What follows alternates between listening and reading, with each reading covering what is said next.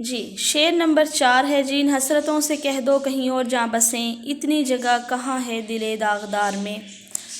حسرتیں یعنی خواہشیں، ناتمام آرزوئیں، دل داغدار یعنی غم زدہ دل، زخمی دل۔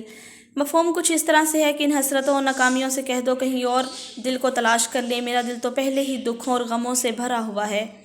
شاعر اس کی تشریح میں کہتا ہے کہ شاعر جب قید خانے میں ہے اور کہتا ہے کہ میری تمام خواہشات ختم ہو چکی ہیں اور میرا داغدار دل جو ہے اب مزید برداشت نہیں کر سکتا، اب میرا دل مزید دکھ اور درد برداشت نہیں کر سکتا۔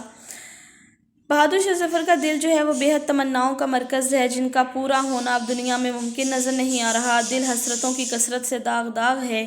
ان حالات میں کس طرح ادھوری خواہشات کی تکمیل کی جائے، اپنا حال زار کس کو سنایا جائے اور کس سے کہا جائے کہ اب ان خواہشات کو ترک کر دینا ہی بہتر ہے۔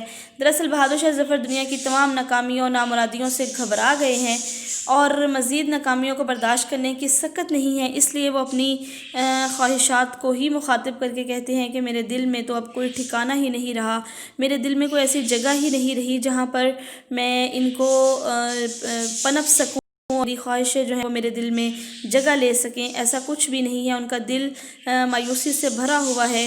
جو ہندوستان جو رونقوں اور دنیا کے ہنگاموں سے آباد تھا، اب موت کا نقشہ پیش کر رہا ہے، اور بہادر شاہ ظفر کو مغلیہ عہد کا خوبصورت ماضی بھی یاد آ رہا ہے، اور ماضی کی رنگینیاں اسے خون کے آنسو رلاتی ہیں۔ شاعر گزرے ہوئے وقت کو یاد کر رہا ہے، جیسا کہ یہ شعر ہے کہ دل کے پھپھولے جل اٹھے سینے کے داغ سے۔